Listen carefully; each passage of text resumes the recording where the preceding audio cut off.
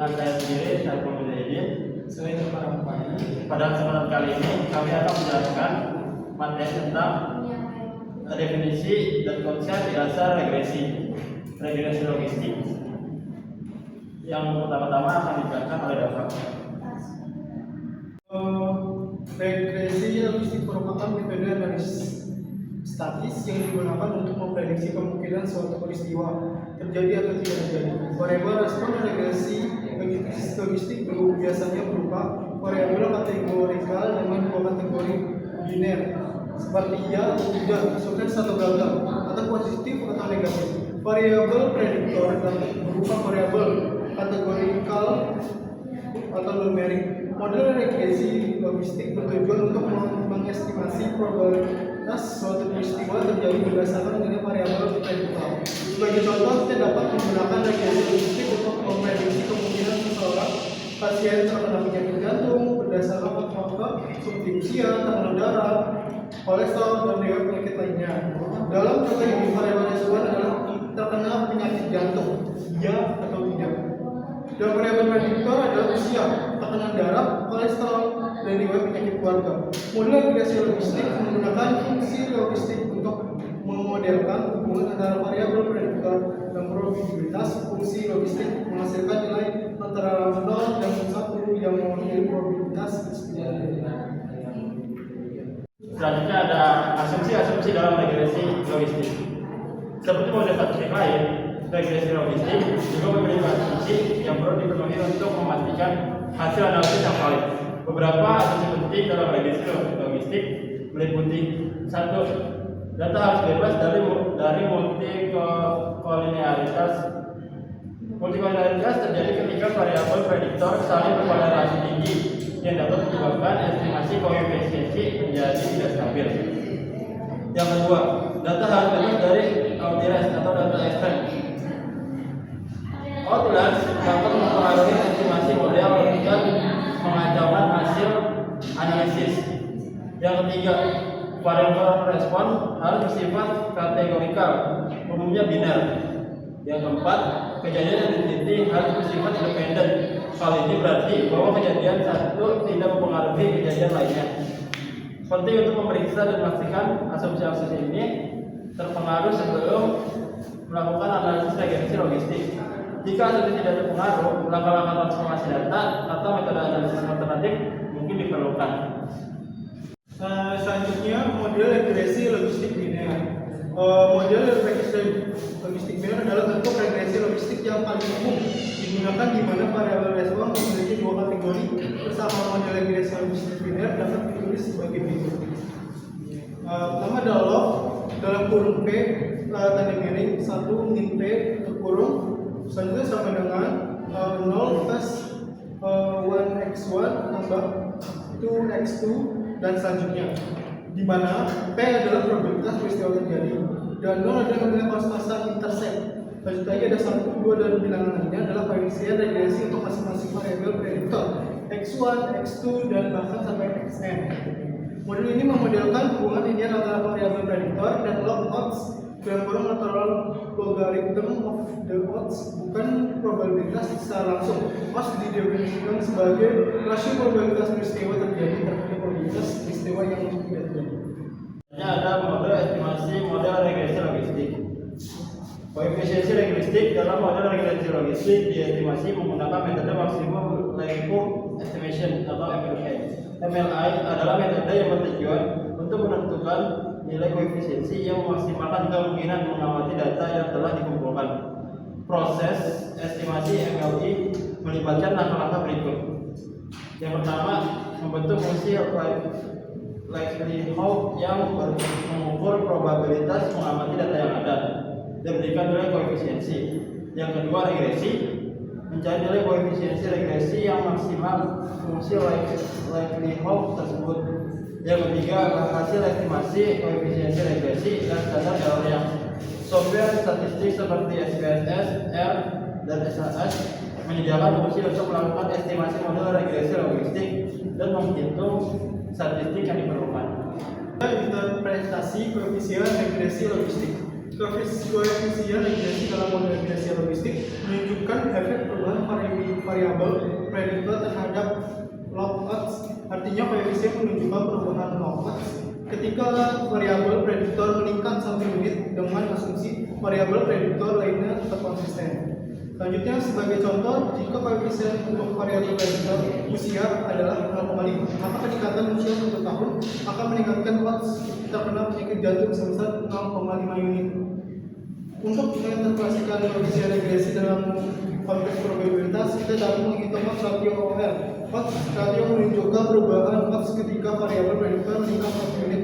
Odds ratio dihitung dengan menggunakan rumus EFP B, di mana B adalah koefisien regresi. Jika odds ratio lebih besar daripada 1, maka variabel prediktor memiliki efek positif terhadap probabilitas peristiwa terjadi. Jika odds ratio kurang dari 1, maka variabel prediktor memiliki efek negatif terhadap probabilitas peristiwa terjadi. Ada uji signifikasi model regresi logistik. Setelah model regresi logistik diestimasi, penting untuk menguji signifikasi model secara keseluruhan. Uji signifikasi ini bertujuan untuk menentukan apakah model regresi logistik dapat memprediksi variabel respon dengan baik atau tidak. Uji signifikasi model regresi logistik menggunakan statistik likelihood ratio test atau LRT. LRT membandingkan likelihood model regresi logistik dengan model nol, model tanpa variabel prediktor. Jika LRT menghasilkan nilai P yang signifikan, maka model regresi logistik signifikasikan dapat memprediksi variabel respon dengan baik. Selain uji signifikasi model, kita juga dapat memeriksa good news of fit model regresi logistik. Good news of fit mengukur seberapa baik model sesuai dengan data yang diamati. Beberapa statistik good news of fit yang sering digunakan meliputi: yang pertama, Hosmer Lemeshow; yang kedua, test device statistik; yang ketiga, IJ atau AKIK information criterion. Jika statistik goodness of fit menunjukkan nilai signifikan, maka model regresi logistik tidak sesuai dengan data dan perlu dipertimbangkan untuk melakukan modifikasi model. Selanjutnya, uji signifikasi variabel independen. Uji signifikasi variabel independen bertujuan untuk menentukan apakah setiap variabel prediktor dalam model regresi logistik memiliki efek yang signifikan terhadap variabel respon. Uji ini menggunakan uji tes atau uji tes tergantung pada jenis variabel prediktor. Jika nilai P untuk uji signifikasi variabel independen signifikan, maka variabel prediktor tersebut memiliki signifikasi terhadap variabel respon. Artinya perubahan pada variabel prediktor tersebut akan mempengaruhi probabilitas peristiwa terjadi. Interpretasi hasil uji signifikasi variabel independen membantu kita dalam memilih variabel prediktor yang penting dan membuat variabel yang tidak signifikan dalam model regresi logistik. Hal ini penting untuk membuat model regresi yang parsimonious ataupun sederhana tapi akurat. Ada evaluasi ketepatan model regresi logistik. Evaluasi ketepatan model regresi logistik penting untuk menilai seberapa baik model tersebut dapat memprediksi variabel respon. Ada beberapa metrik yang dapat digunakan untuk mengevaluasi ketepatan model, termasuk yang pertama, confusion matrix. Confusion matrix menampilkan jumlah prediksi benar dan salah dibagi berdasarkan kategori variabel respon sebenarnya. Yang kedua, accuracy, yaitu proporsi prediksi yang benar dihitung dengan membagi jumlah prediksi benar dengan jumlah total observasi.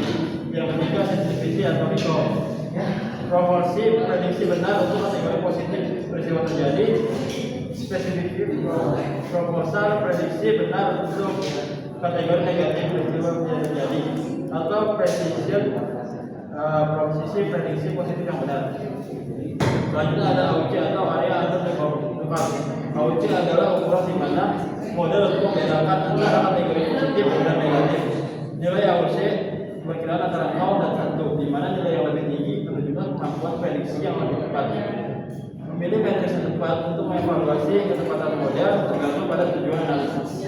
Selanjutnya, penerapan regresi logistik dalam analisis data. Regresi yang logistik merupakan teknik analisis statik yang luas aplikasinya dalam berbagai bidang seperti kesehatan, bisnis, ilmu sosial. Beberapa contoh penerapan regresi logistik dalam analisis data meliputi: pertama, memprediksi kemungkinan pasien terkena penyakit berdasarkan faktor-faktor faktor risiko. Kedua, mengenai risiko faktor yang mengenai keputusan konsumen untuk membeli produk tertentu.